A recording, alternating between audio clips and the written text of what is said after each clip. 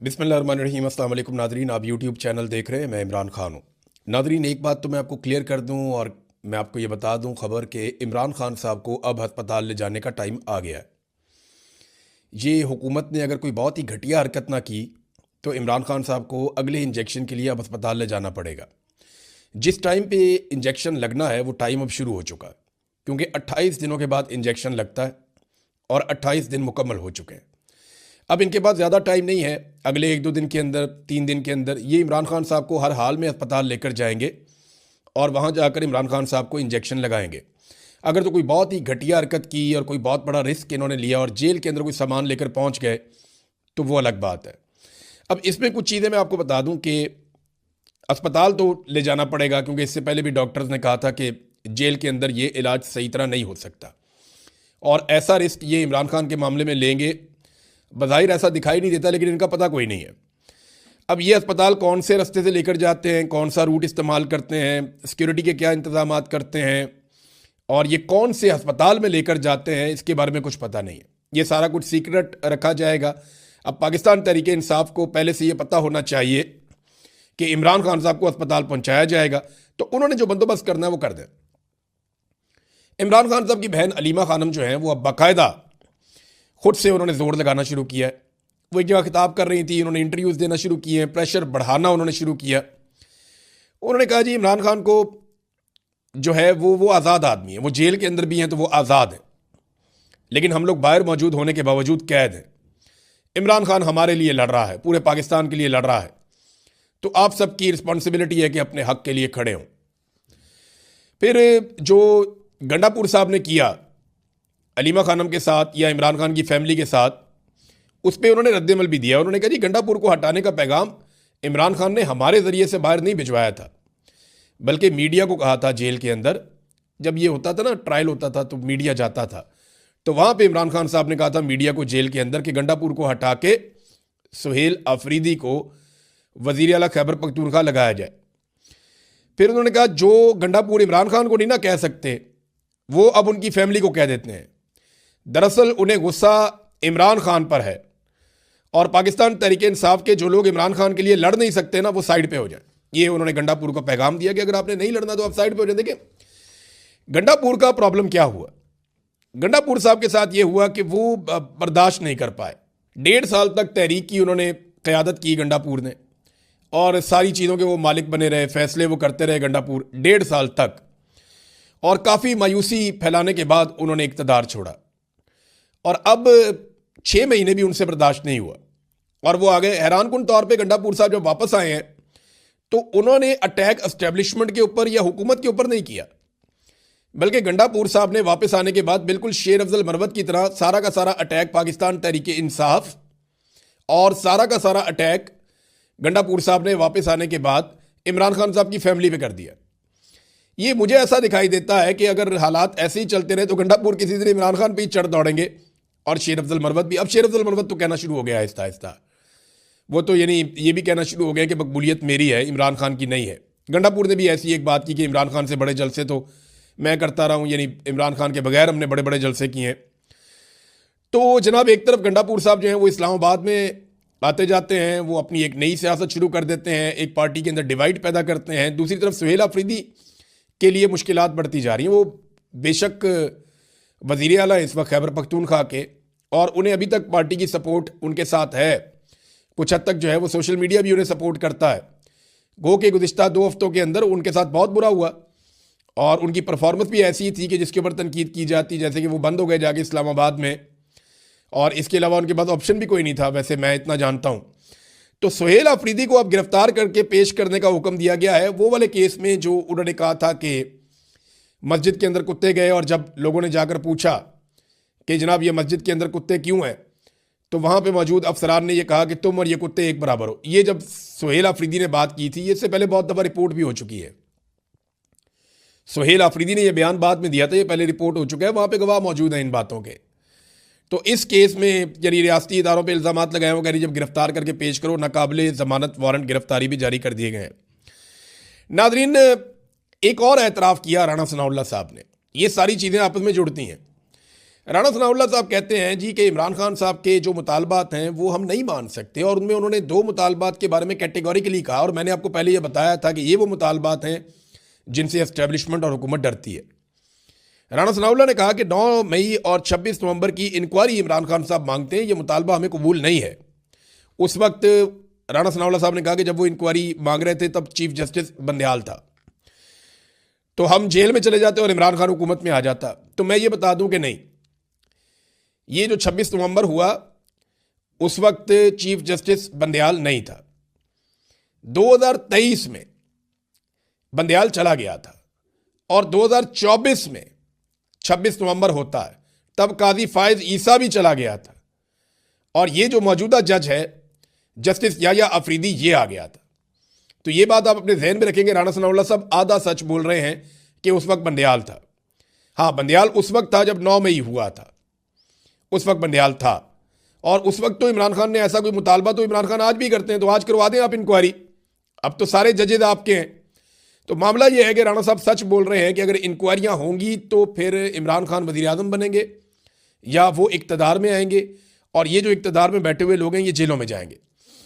और सुहेल बड़ाइश साहब ने एक और कॉलम लिखा, नाज़रीन मैं बार बार कहता हूँ मुझे अच्छा भी नहीं लगता, लेकिन मैं हैरान होता हूँ कि ये लोग थकते भी नहीं है, बस भी नहीं करते। उम्र के इस आखिरी हिस्से में भी इन चीज़ों को इस तरीके से कोई कैसे कर सकता है। यानी उन्होंने एक और कॉलम लिखा फिर तकिया पाकिस्तान तहरीक इंसाफ पे और इमरान खान पे कि जनाब डील क्यों नहीं करते, माफ़ी क्यों नहीं मांगते, इनको ट्रैक पे आना पड़ेगा, जब तक ये ट्रैक पे नहीं आएंगे तब तक ये नहीं होगा, वो नहीं होगा। ये क्या कॉलम है भाई? अंसार अब्बासी साहब हों, सुहेल वड़ाइश साहब हों, सीनियर सहाफ़ी हैं, बहुत पुराने काम करने वाले हैं, लेकिन ना करें यार। आपकी वजह से पूरी सहाफ़ती बरादरी बदनाम हो जाती है। आप लोगों की वजह से लोग कहते हैं कि सहाफ़ी हक के साथ खड़ा नहीं हो सकता। आप देखें ना, यहाँ सहाफ़ियों ने कितनी मार खाई है, लेकिन उन्होंने झूठ बोलना शुरू नहीं किया, वो फिर भी अपना काम कर रहे हैं। कितने सहाफ़ी गिरफ्तार हुए, क्या हुआ सिद्दीक जान के साथ, समी इब्राहिम साहब के साथ, और ये मकबूल जान साहब के साथ, क्या हुआ मुतीउल्लाह जान के साथ, असदपुर को भी गिरफ्तार किया गया, और बहुत सारे सहाफ़ी हैं जिनको बार बार गिरफ्तार किया गया। शाहिद असलम को गिरफ्तार किया गया। हमारे लाहौर के अंदर कई सहाफ़ी हैं, ज़हीम लगारी साहब हैं, उन्हें गिरफ्तार किया गया। फिर आप देखें जो शाकिर रहमान साहब के साथ हुआ, बेशुमार लोग हैं, वो सारे अपना काम करते हैं, नई नस्ल इज्जत बनाने की कोशिश कर रही है।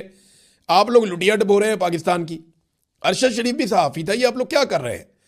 यानी एक कॉलम लिख दें कम से कम आप, जिसमें आप ये कहें कि पाकिस्तान का आर्मी चीफ ट्रैक पे आ जाए। किसी जगह पे ये लिख दें पाकिस्तान की इंटेलिजेंस एजेंसियां ट्रैक पे आ जाएं। किसी जगह पे लिख जाए कि पाकिस्तान की मिलिट्री एस्टेब्लिशमेंट पाकिस्तान की सियासत के अंदर किरदार अदा करना बंद कर दे। ये आप लिखते नहीं है, ये आप लिखते हैं नवाज शरीफ जब मुश्किल में होता है तब लिखते हैं।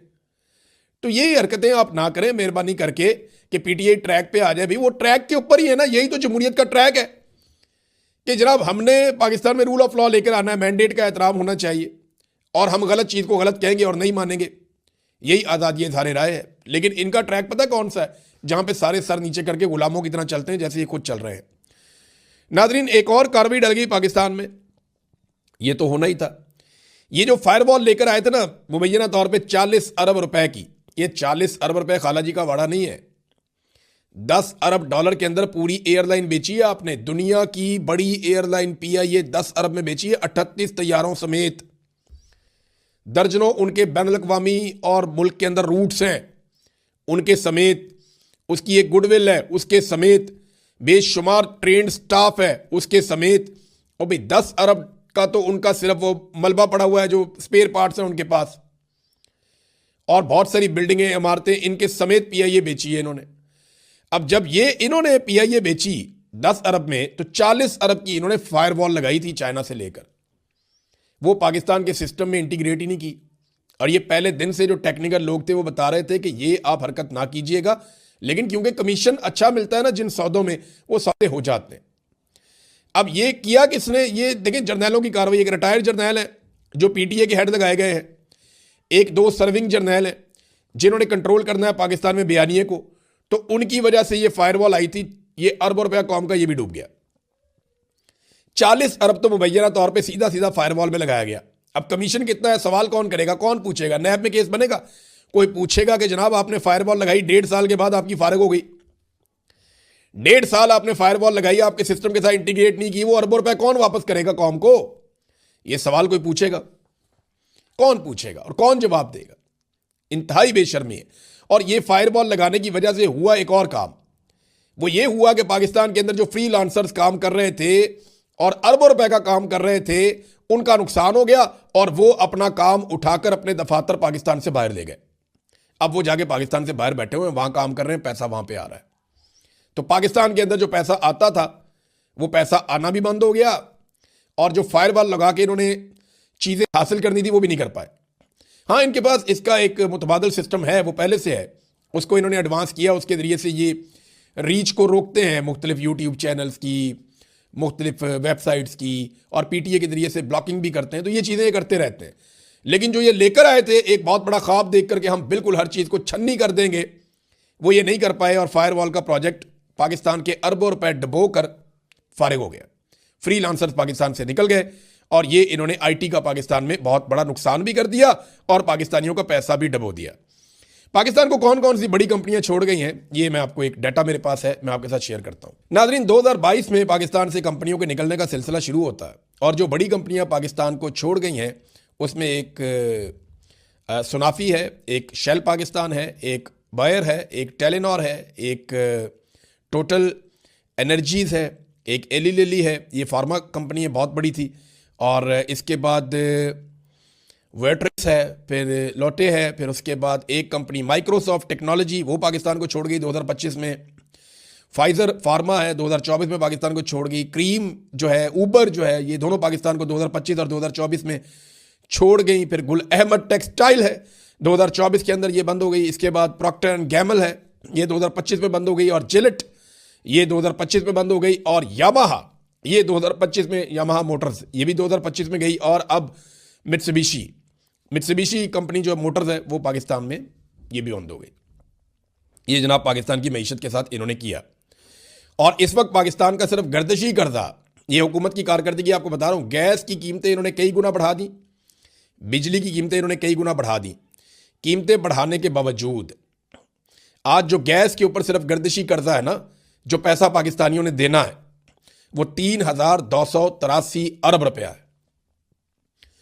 3,283 अरब रुपया, ये जनाब आपने सिर्फ पैसा देना है गैस के ऊपर, ये आपके ऊपर कर्जा चढ़ा हुआ है। और इलेक्ट्रिसिटी के ऊपर भी लगभग कोई 2,000 से 2,500 अरब के बीच में ये वेरी करता रहता है। तो लगभग 5,500 अरब आपने सिर्फ देना है क्या, गर्दिशी कर्जा, गैस का और बिजली का।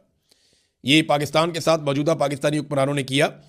हालांकि जब ये गैस और बिजली की कीमतें बढ़ा रहे थे तो इनका दावा था कि अब हमें जो है वो गर्दिशी कर्जे से जान छुड़ानी पड़ेगी। वो कैपेसिटी पेमेंट ही आप बहुत ज़्यादा देते हैं, यानी अगर आपने 3,000 अरब पे किया ना कंपनियों को, तो उनमें आपको 1,000 अरब की बिजली मिली है और 2,000 अरब आपने उनको वैसे ही दे दिया। कैपेसिटी पेमेंट, ये जो घटिया किस्म के मुआहदे किए थे ना नवाज शरीफ साहब ने, जरदारी साहब ने, ये वो घटिया किस्म के मुआहदों की हम कीमत चुका रहे कि 3,000 अरब का हमने बिल दिया, 2,000 अरब जो है वो हमने बिला वजह दे दिया और 1,000 अरब की हमें बिजली मिली। हम जब 1 यूनिट खरीदते हैं तो 3 यूनिट के पैसे देते हैं, सादी बात यह है। और ये वो कैपेसिटी पेमेंट है जो आपको देनी पड़ेगी लंबे अरसे तक। नवाज शरीफ, जरदारी, मुशर्रफ और इन लोगों की वजह से इन्होंने किया, सारा कुछ इन्होंने ही किया और यही जिम्मेदार है इसके लिए। और ये सारे एक दूसरे को कहते भी हैं लेकिन आजकल इकट्ठे बैठे हुए तो बात नहीं करते।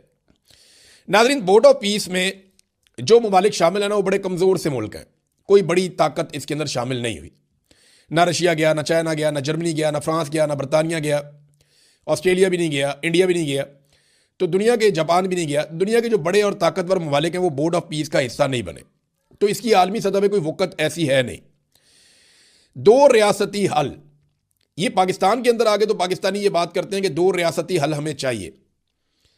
यानी मैं हैरान हो रहा था, पाकिस्तान का जो सरकारी मौक़िफ़ है वो ये है कि इसराइल या नेतन्याहू की शमूलियत से हमें कोई परेशानी नहीं है बोर्ड ऑफ पीस में। इनको तो मुतालबा रखना चाहिए था कि जंगी मुजरिम में इसको शामिल ना करें, लेकिन वो कहते हैं इसराइल या नेतन्याहू के शामिल होने से हमें कोई परेशानी नहीं है, जबकि साथ में वो ये भी नहीं कहते कि जनाब फ़लस्तीन को शामिल कर दें। यानी फ़लस्तीन का फैसला फ़लस्तीनियों ने करना है ना, तो उनको शामिल करें आप, लेकिन उनकी शमूलियत के लिए भी मुतालबा नहीं किया जाता।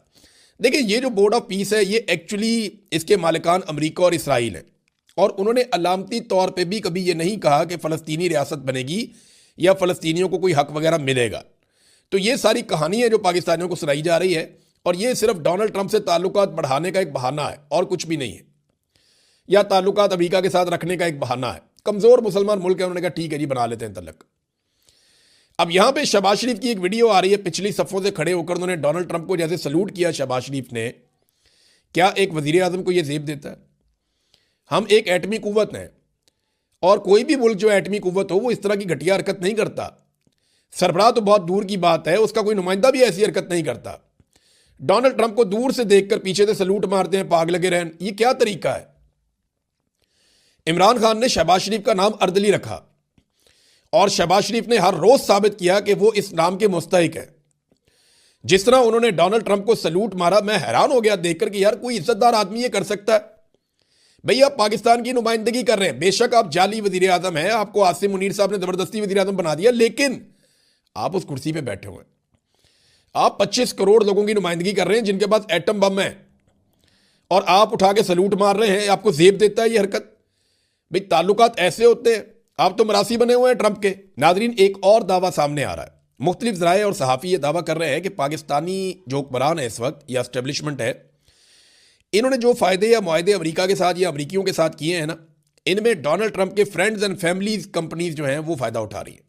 यानी डोनाल्ड ट्रंप के बहुत करीबी लोग हैं। मिसाल के तौर पे क्रिप्टो का मामला हो, मिनरल्स का मामला हो, रूजवेल्ट होटल का मामला हो, या रेकोडेक का मामला हो, ये सारा कुछ जाकर डोनाल्ड ट्रंप के करीबी लोगों के साथ जुड़ता है। यानी मुआहदे और एमओयूज उनके साथ होते हैं। ये बड़ी इंटरेस्टिंग चीज़ है। डोनाल्ड ट्रंप को खुश रखने के लिए क्या उनके आसपास के तमाम लोगों को पाकिस्तानी हुकूमत अपने सरकारी वसाइल से नवाज रही है? तो इन खबरों के मुताबिक तो इसका जवाब है कि हाँ, ऐसा ही है। और आखिरी खबर नाजरीन, ये हमजा खान जो कैनेडियन शहरी हैं, ये बड़े होनहार तालिब इल्म हैं, वो रिसर्च कर रहे थे, पीएचडी थीसिस के ऊपर अपना काम कर रहे थे, इंसानी हकूक़ और सियासी इस्लाम पर। वो लिबरल्स का नुक्ता नज़र जानना चाहते थे, और पाकिस्तान में वो ये काम करने के लिए आए थे। अब जनाब उन्हें अगवा कर लिया गया, क्योंकि वो मुलाकातें कर रहे थे ऐसे लोगों से जिनका पॉइंट ऑफ व्यू हुकूमत को पसंद नहीं है, या ऐसे लोगों से जिनके साथ रियासत ने जबर किया, जुल्म किया, गैर इंसानी सलूक किया। वो इनके इंटरव्यूज़ लेकर अपना थीसिस कर रहे थे। तो भाई वो तो अपना पढ़ाई लिखाई का काम करने के लिए आया, बंदा आपने उठा के अगवा कर लिया। अब हमजा को अगवा कर लिया है, फैमिली को थ्रेट किया जा रहा है, और ये पाकिस्तान की इंटेलिजेंस एजेंसियों के ऊपर इल्ज़ाम आ रहा है। तो सारी दुनिया को इसके ऊपर आवाज़ उठानी चाहिए, हर पाकिस्तानी को इस पर आवाज़ उठानी चाहिए। अगर किसी का कोई जुर्म है तो उसे कटहरे में लाए ना, ये क्या तरीका है? अब तक के लिए इतना ही। अपना ख्याल रखिएगा, अपने इस चैनल का भी। अल्लाह हाफ़िज़।